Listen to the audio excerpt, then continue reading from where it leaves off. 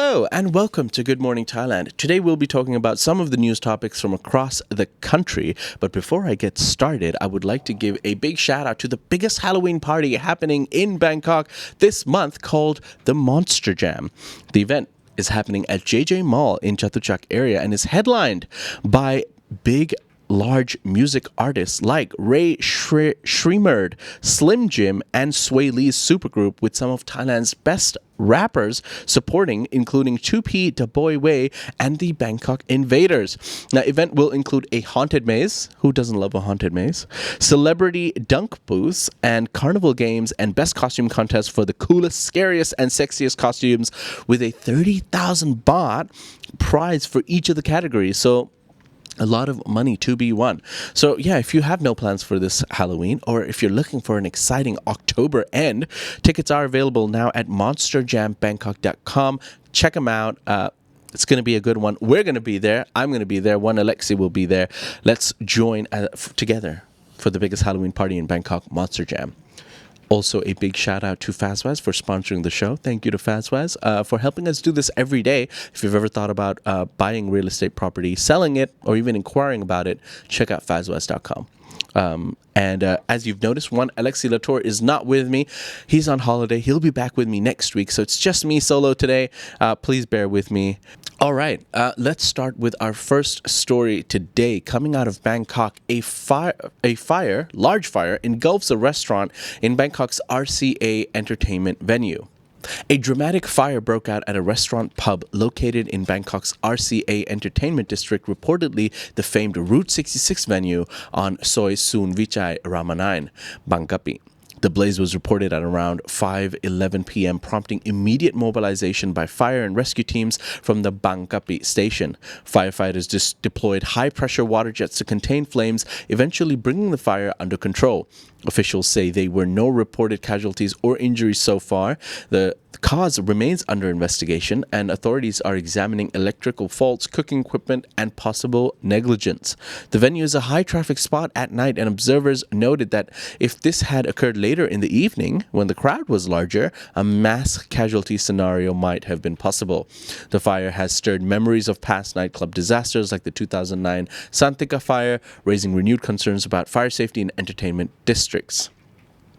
Route 66, extremely popular entertainment destination, also 10 minutes away from our Thaiger office, very close by to the Asok area. So I'm just glad that it didn't happen at night.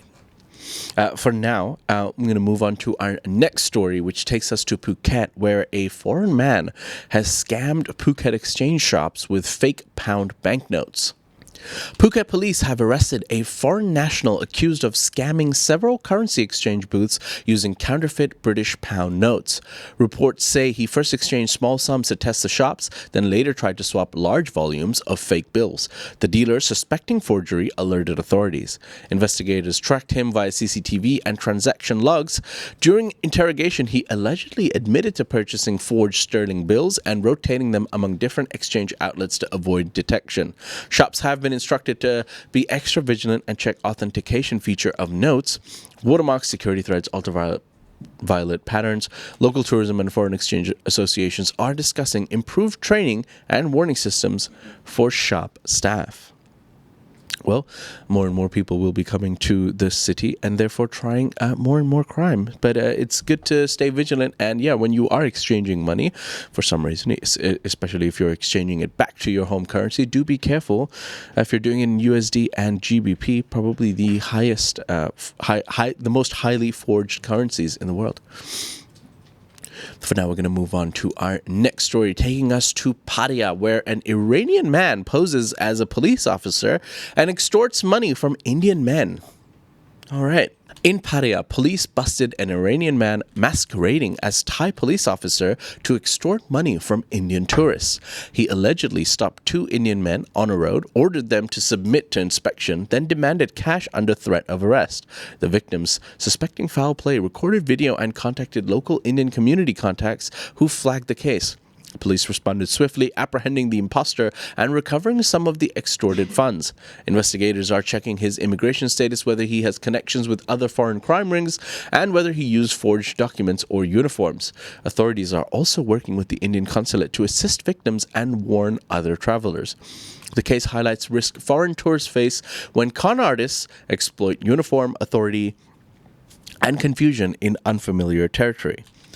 Pattaya officials say they'll boost patrols in tourist zones and push awareness campaigns about identifying real versus fake law enforcement. I wonder what gave it away when an Iranian man poses as a fake police officer. But they seem to be attacking only the Indian tourists. Sorry, I'm laughing because I read a comment from the live chat. Tony Hussein says, crime advice from Jay. I do have advice on how to pose as a much more better police officer, but I'll save that for the live section after the show.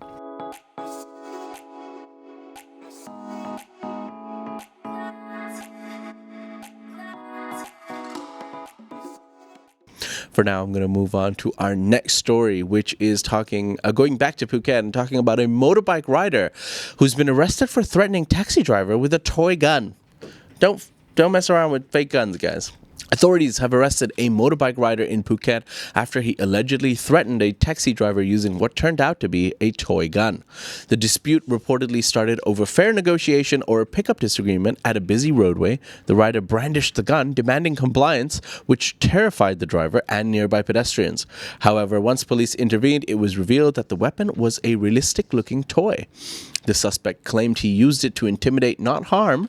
Nonetheless, he faces charges related to public intimidation, brandishing a weapon, even if it's fake, and potential traffic violations. The case is used as a cautionary tale. Even imitation weapons can escalate fear, prompt excessive reactions, or trigger legal consequences. Authorities are calling for stricter penalties for using fake weapons in public and encouraging drivers and the public to report aggressive behavior immediately. Yeah, fake gun or not, you can't just take a gun and try to intimidate someone to negotiate a fair price. I know we've all been there where we've struggled talking to taxi drivers, but yeah, this is not the solution. All right, well, let me take the story now to Ayutthaya, where a bit more of a serious story. 4 people have drowned as flooding worsens in Ayutthaya, and over 42,000 households have been affected. Flooding conditions in Ayutthaya province have deteriorated significantly, causing the deaths of 4 people by drowning in recent days. Over 42,000 households across several districts are now affected, with roads impassable, homes inundated, and essential services disrupted. Local officials report water levels rising from river overflows and sustained heavy rainfall, which breached embankments in some areas. Now, many residents were trapped in second floors of their homes awaiting rescue. Evacuation centers have been activated in temples and schools, providing dry food, blankets, and medical aid. The provincial government is coordinating with the Disaster Prevention and Mitigation Department to pump water, reinforce embankments, and deliver bottled drinking water to stranded communities. Rescue teams are using boats and high-clearance vehicles to reach isolated zones. Our thoughts and prayers go out to the people in Ayutthaya suffering currently from this flooding. Help is on the way, and yes, at this time, we hope that help can get to them not only quickly, but that more people are not suffering and dying because of these heavy floods. Many people are stuck, and the government's doing as much as it can, and we'll keep you up to date with all the latest information coming out of Ayutthaya regarding this situation. For now, we're going to move on to our last story from around Bangkok. And this is regarding the Bangkok governor that accepts proposal to fix the housing crisis. How do we fix the housing crisis in Bangkok? Well, amid growing public pressure, Bangkok's governor has officially accepted a slate of proposals aimed at alleviating the city's housing crisis. The accepted measures include incentives for mixed-income developments, flexible zoning to allow mid-rise apartment complexes in formerly low-density districts, and public-private partnerships to build affordable units. Priorities also cover revitalizing underused government land for housing projects and increasing subsidies for lower-income renters. City Hall says it will fast-track regulatory approval, reduce bureaucratic hurdles, and set aside budgets for infrastructure and transport access in new housing zones. The governor stressed that housing is more than shelter. It's tied to urban mobility, equitable growth, and stress reduction for Bangkok's working class. Critics say that the devil is in execution. Oversight is needed to ensure affordability, prevent displacement, and guard against speculative escalation. The next steps will reveal how these proposals are rolled out, which districts are prioritized, and how quickly units can be delivered. It is sometimes easy to forget that there are other issues in Bangkok other than the ones that are right in your face, and the stories that often make the news. But it's great to see that the governor of Bangkok is doing something about the housing crisis and helping the more middle to lower classes of Bangkok and Thailand. Ladies and gentlemen, those are some of the stories from around Thailand. I have one story coming out from the ASEAN region, taking us to India, where the U.S. pharma giant Eli Lilly to invest over $1 billion in India manufacturing. U.S. pharmaceutical major Eli Lilly and Company plans to invest over $1 billion in India to expand its contract manufacturing capabilities and reinforce supply chain resilience. The company is forging partnerships with Indian contract drug makers and intends to set up a manufacturing and quality hub in Hyderabad to oversee production and quality assurance. The expansion is framed in response to growing global demand for its key drugs for obesity, diabetes, Alzheimer's, cancer, and autoimmune conditions. This move also complements Lilly's broader investment strategy, including U.S. manufacturing growth and risk mitigation against import tariff pressures. India, already a world leader in drug production, provides a favorable ecosystem, skilled workforce, regulatory incentives, and cost advantages. By anchoring more production locally, Lilly aims to strengthen supply chain independence, accelerate distribution, and enhance global competitiveness. Well, there we go. Some good news coming out of India.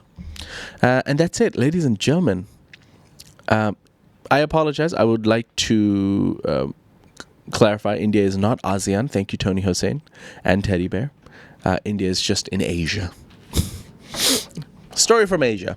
There we go. For the ASEAN now. That's it, ladies and gentlemen. Those are some of the stories from across Thailand today, and that one story coming out of Asia. There are, of course, more stories that you can find on our website. Please follow us on social media. Once again, if you're joining us late, one Alexi Latour will be joining us next week. He is off on holiday, enjoying himself in America, which I'm extremely jealous of. But my partner in crime will return next week. For now, we hope you have a great day. I'll see you live again tomorrow morning. Until then, see you. Take care. Bye-bye. If you like that story, please like and subscribe. And for more Thailand news, follow us on Instagram, YouTube, or TikTok at The Thaiger, or you can go to thethaiger.com and join the conversation.